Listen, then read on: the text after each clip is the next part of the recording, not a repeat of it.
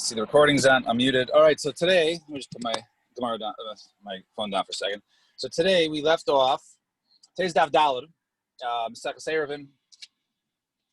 I'm over here out on the road, but Baruch Hashem, I have a good opportunity to get a daf. So we left off at the bottom. We were discussing this. We were talking about in terms of the height of the korah, the beam, how high. We said 20 amos. By the way, how high is an amos? So then we had discussion in terms of one opinion regarding to some halachas there are 5 tefachim, and regarding some halachas there are 6 tefachim. And both times that in terms of that, it was more used as a chumrah when we want it to be a wider space. And then we wanted not to be such a wide space, then we use the shorter one also as a chumrah. So we always try to be machmer. So we left off 2 lines from the bottom. V'rava mishmei Rav Nachman Omar, kol amos ba'ama bas shisha. All amos are really an amma of 6 tefachim. There's no sometimes 5 tefachim, 6. It's 6 tefachim. Eloholu sheichos v'holu atzuvos. Some of them are considered to be loose. In other words, what you say is your hand, right? So some of them are closed, with the hands there, and the other ones with it open. In other words, even though sometimes we want the amma to be larger, right? So then there'll be more a machmir opinion. When in other words, we have to separate 2 things, and therefore you want the ammas to be larger. So then we use the loose ones, right? Such as the case of kilai kerem when it comes to the vineyard, mixing vines growing with wheat. However, when it comes to something, in other words, how high the maximum height of something, then you want the ammas to be shorter. So that's when the hands are atzubos, when they're together. So kol bas shisha. All amos are an amos of 6 tefachim b'vad shalo. Turn the page. Yemechuvanos. So they shouldn't be exact. So I understand according to Rava ki hechida havin halu sheichos v'halu atzubos. So it makes sense according to the last opinion, according to Rava. In other words, exactly what he said. Each one is 6, and sometimes they're a tight tefach, right? And sometimes it's a loose tefach, right?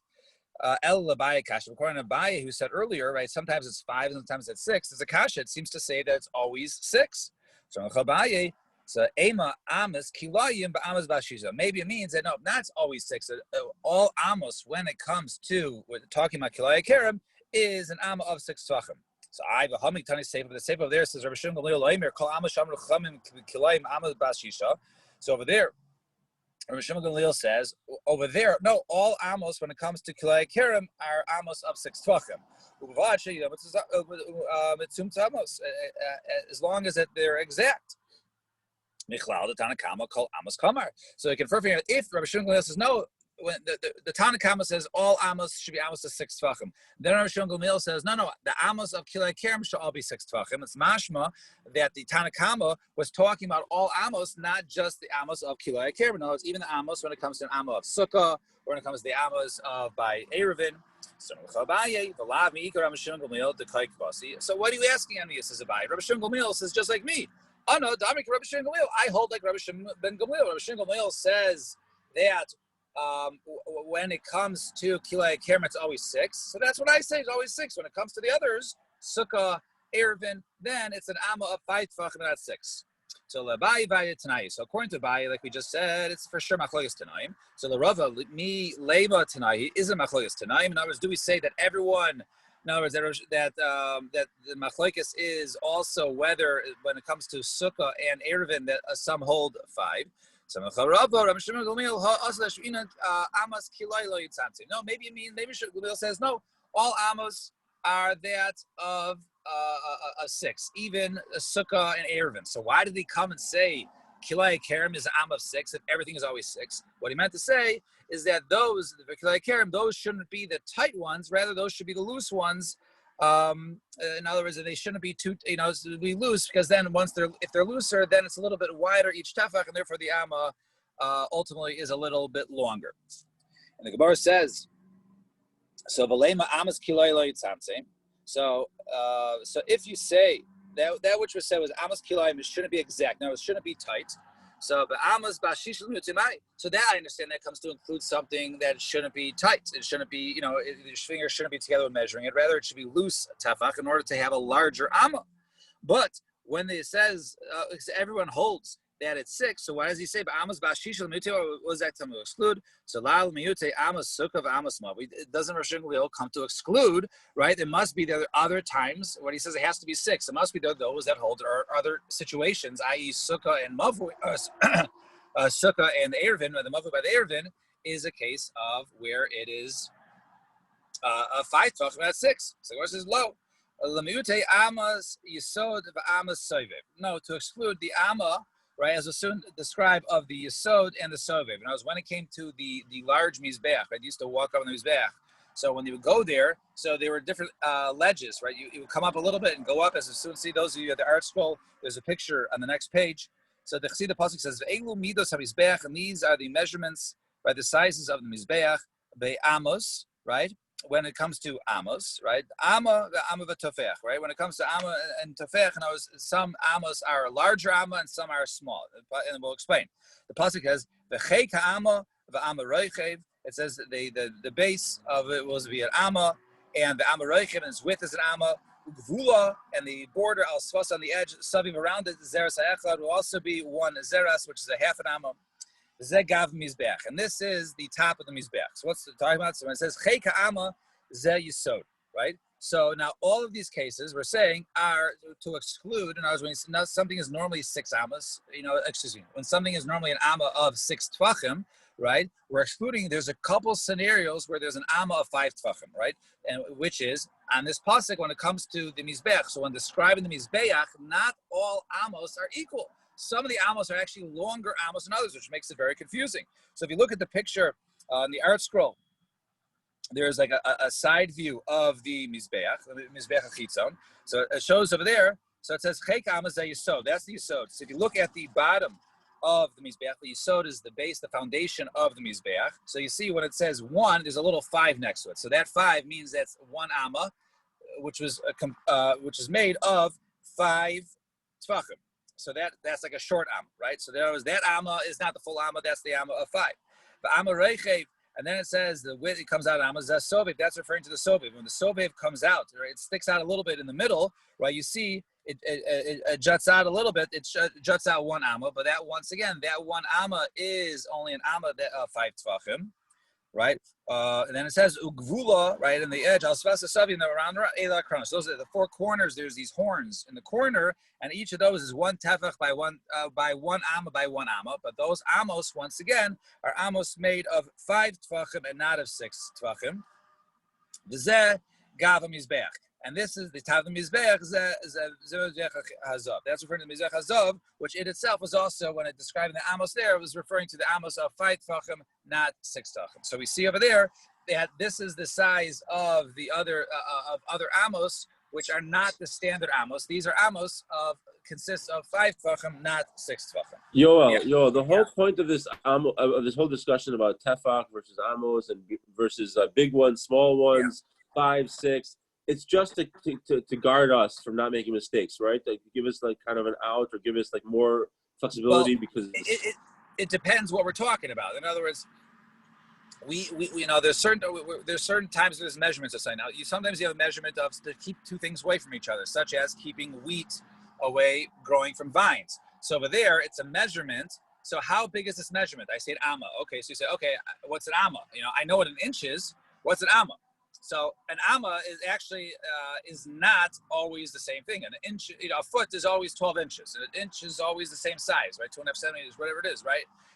But the amma consists of tvachim, and even in tvachim, it's not always the same. So we have to understand now, when we have the Torah is giving us sizes and dimensions, when it says amos, we have to understand which scenario, what that amma is referring to.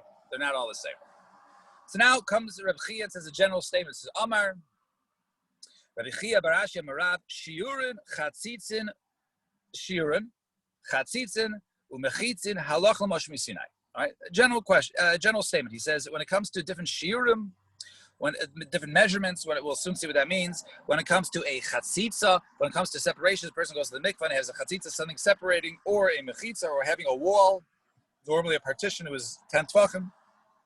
All these are halach l'moshe misinai. So now the Gemara asks, halach l'moshe misinai. So shiurim d'oraisu. What are you talking about? Shiurim we learn from a pasuk in the Torah, such as the Chassidus pasuk says, Eretz So the land of Israel is referring to an Eretz Chita Saira V'chule. So it says over there, land of Israel is all these different, fruits that are part of Eretz Chita Saira, the Geffen, the Zena, Rimon, the Shiva Saminim. And over there, V'amrav Chana Kol HaPasuk Zel Shir Nemar. This entire pasuk teaches us different measurements. So how could you say the measurements is Allah Moshe Sinai? We see it's for a pasuk. And he explains, what does it mean? Chita, what does it mean? Wheat. How is wheat a measurement? So look at the Tanakh, learn in Mishnah. One who goes enters into a house that has tsaras. So if he's wearing them, then him and whatever he's wearing, right?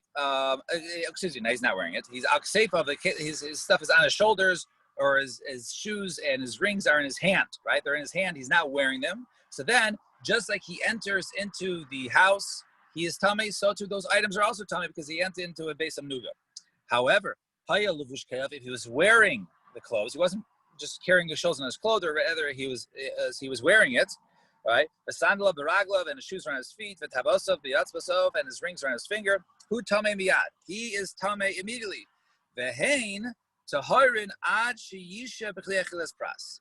And they are tahor if he walks out immediately. And how long does he have to stay inside this base of nuga for it to, to become tummy, right? Like when you were younger and you played football, right? You rushed 7-1,000, right? 1,000, 2 1,000, 3, right? That was what you counted, right? So over here, what's the count over here? So the count is, it says the amount it takes for a person to eat a pras. Pras is approximately 4 eggs worth for a kibetza of bread.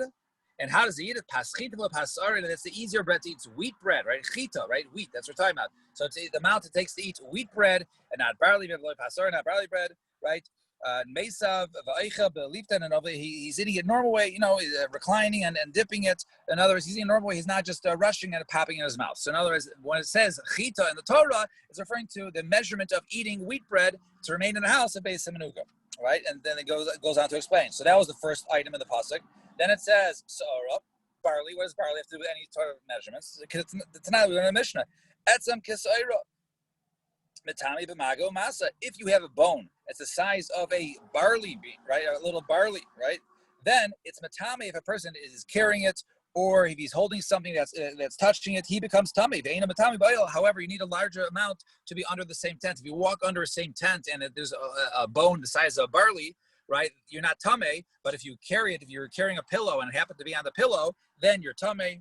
And Geffen, when it says grapes, was referring to yain, the nazir. When it comes to a nazir, if he drinks a revis, right, a quart of a lug of wine, and he's a nazir, then he's chayv, he's violated his nazirs because a nazir is not allowed to drink wine. And te'ena, when it comes to figs, then Shabbos, a person carries a dried fig on Shabbos. That is the shear, that is the amount for one to carry. And Remo and a pomegranate, what does a pomegranate have to do with measurements? So tonight we're going to the Mishnah, right? Anything that it has a hole the size of a rimon, right? Let's say you have a bowl and there's a small hole, and it's fine, right? And let's say it was tummy before, but let's say the hole is large enough that a pomegranate can fall through. Now it's no longer considered to be a bowl because it can't even hold a pomegranate, and therefore that's the measurement of the size of a hole. And then it says eretz zeis shemen. It says olives and oil, right? So it says eretz shekol shira kazeisim. It means all the shirim. Normally, a person has a shir to eat something. It has to be a kazayis. Like what says kol shirim so kazayis? What do I mean? All the shirim are kazayis. We just said vayika hani damar. We just said other measurements when it comes to eating achilas pras and other measurements. It has nothing to do with olives, right? We didn't mention olives. Ela ema eretz sharod shira kazeisim. Most things are olives, right? You have to eat something to be chayiv. You have to eat a kazayis. Majority of items. And davash, when it comes to honey, kiksevas agasli makipurim, right? Honey comes from dates, and one eats a koseves, a large date, on Yom Kippur. So now, this pasuk seems to say all these measurements are sourced in deraisa. So Gemara says, what do you mean? This is a stretch. No, the pasuk is not talking about any of these items. It's not talking about tumah. It's not talking about holes in utensils. It's not talking about carrying on Shabbos. Ella. Rather, it's halach l'moshe misina. All these halachas that we know that the whole has to be the size of a pomegranate is that the halach l'moshe misina. There was no pasuk. It was taught to Moshe Rabbeinu on Har Sinai, and he passed it down. And the pasuk we have is just an asmachta b'yalma. It's just a way of remembering. The pasuk is a hint to it, but it doesn't really tell the halachas. The halachas, the real halachas of all these measurements we just said, is not sourced in the Torah the way it's used in the Torah. That we know halacha l'Moshe Sinai, right? Just the pasuk is hinted in from this pasuk. Fine. So that was shirim. Now we get to chatzitzin. So chatzitzin, once again, the Gemara says a chatzitza deraisanino is deraisa. The pasuk says brachas b'sara b'mai. The person goes ahead and he washes himself. He goes into the mikvah. Shaloye davar chaytzes beim b'sara l'mayim. It says over there he has his basar, his flesh, in the water. So nothing should be between his flesh and the water. So b'mayim, what is the mayim referring to? B'mei mikvah and kol b'sara mayim shekol gufan oila behen. Right? And his entire flesh in the water is in something that his entire body has to go ahead and fit in. And for kamahin, and how much is that? So amma al amma barum shalosh amos. Right? How much water the person has to enter? That's 1 amma by 1 amma. Right? So high there and 3 amos long. So basically, a person, sort of like the size of almost like a bathtub. And the amount of 1 by 1 by 3, right, cube, or not cube is not exactly all the same size, but 3-dimensional is 40 sa. So, but nevertheless, we see from this pasuk that nothing should be between your flesh and the water. So if you have tar or something, some sort of sticky substance on you, that's a chatzitza. So what do you tell me? Halakha Moshe Sinai. So Gemara said no. When do we need halakha Moshe Sinai? When it comes to a person's hair, like Rabbi Barav Huda, right? So if a person has let's say a person has long hair in it, but he has a long hair and it's tied, there's a knot in it, okay? So then there's a chatzitza, right? Because it's a very fine, small knot, and therefore no water can get through, right? And shalosh ein chatzitza. If it's 3 hairs, so then it's the knot is not as tight, and therefore water is able to get through. It's not a chatzitza. And shtayim ein yodea, but the 2 remains a suffix. So in other words, what you see over here, that's the halacha mashus. That's the halacha mashus. It's teaching you about hair. If hair is tied and it's not untangled, then it's a chatzitza. The Gemara also asks, "Saro nami deraisi." It's also deraisi. The time of the Brayse it says v'rachas es kol b'saro, es hatafel b'saro seir. So the pasuk has an extra word s, right? V'rachas es kol b'saro. Could just says v'rachas kol b'saro. Why is there on the word s? S comes to exclude something which is part of the body. What's part of the body? Hair. So we see that hair is reference to from the pasuk. The Gemara says no. Kiyasa hilchasa when it comes to halacha Moshe Sinai, the ruba ulmiyuto ulmakbid u'sheina makbid. The halacha Moshe Sinai tells you something about if you have something on the majority of his body, or the minority, or if he's makbid about it, or he's not makbid. Well, soon he'll explain. Rabbi Yitzchak, like Rabbi Yitzchak, Rabbi Yitzchak, davar tara ruba makbid olav chaytzes. Really, the pasuk tells you can't have something between your flesh is if you have something on the majority of your flesh and you don't want it there, and you're makbid on it, right? And you're makbid on it there. So therefore, in such a case, that's considered to be a chatzitza. It's a separation because it's all over his body and he doesn't want it. But if it's something which is he's not makbid on it, he's not chaytzes.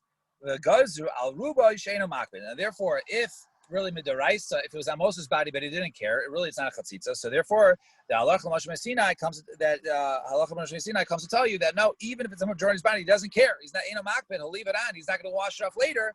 It's still considered to be a chatzitza. And mishum ruba makbid. So no, they were making a gzera on ruba shemakbid. Mishum ruba makbid because in the case of a person is a majority of his body is makbid. V'yamiyuta makbid. And if he has a small amount, let's say of gunk or tar on his body, and he's makbid doesn't want on it, that's also mishum ruba makbid because if you have a majority and he's makbid. So therefore, we see that if it's a small amount and he's makbid, or it's a majority and he's not makbid, both those cases, halacha Moshe Sinai comes to tell us that this is considered to be a chatzitza separation in the mikvah, and it's not a good tvila, and you have to go ahead and remove that substance off your body before you and go to the mikvah again. So I've ligzornami al muto v'sheno makbid. What about the other case? The case of where it's a small amount and he doesn't care. So why don't we make a gzer in that case? Mishum muto al makbid or inami mishum rubo sheno makbid, because of either the case of it's a small amount and he's makbid, or because of the case of a majority and he's not makbid. Because if those cases are no good, maybe should also be no good if a small amount and he's not makbid. So the right answer is no. He gufa gzera. Those, like we just said, are gzera. If anon nikum v'nigs are gzera l'gzera, what we're going to go ahead and make a gzera to another gzera? We don't do that. Therefore, since we already have the deraisa is rubo makbid, and therefore we have one step away. Either it's rubo ve'eno makbid or miyuto makbid. Those two are usser, right? Those remain a chatzitza, but when it comes to something, a small amount, and he's not makbid, that is not considered to be a chatzitza. So that was the first two things. Now we get a mechitzas, we says, as halacha Moshe Sinai. So mechitzas, once again, the Raisanina, we find the Torah, Domer Mar, Aron, Tisha v'kaparos tefach. The Aron was 9 tefachim tall, right? This is the Aron in the Beis Hamikdash, right? The Aron was 9, the kaparos tefach, and the cover of it was 1 tefach. So if you're looking from the side, imagine a box with a wall, 9 tefachim, and then the top, the cover on it is 1 tefach thick. So it's a total from the outside of 10 tefachim. Well, you see that's 10 tefachim. Harei kanasar, that's 10. So you see that's 10 tefachim. I learned from the chitzos that from over there that is considered that's the wall. So that should be a wall. Learning from the Aron. So the Gemara says no. According to Rabbi Yehuda, the Amar Amas binyan ba'ama bas shisha, right? Amas kalim ba'ama bas chamisha. No, there's machlokes. Once again, just like we said, right earlier by Amos. Right, we said Amos are 6 tefachim or 5 tefachim. So if the Aron was an amma and a half, that's how it describes it. So if you hold that an amma is 6 tefachim, so an amma and a half is 9. 9 plus the 1 is good. But according to Rabbi Yehuda, when it comes to the Amos describing the utensil, the Torah, the kelim, which is the Aron was included, so that's only 5. So if you have an amma and a half of 5 tefachim, that's only 7.5 tefachim plus the roof, the cover, the kaparis, right? Which is 1, and therefore that's only a total of 8.5, not a total of 10. So according to the pasuk, the mechitzos seem to tell you that it's only 8.5. So therefore, the Halacha Moshe Sinai comes to tell you, Lefi Rabbi Yehuda, that it's 10 tefachim, not 8.5 tefachim. Rabbi Meir,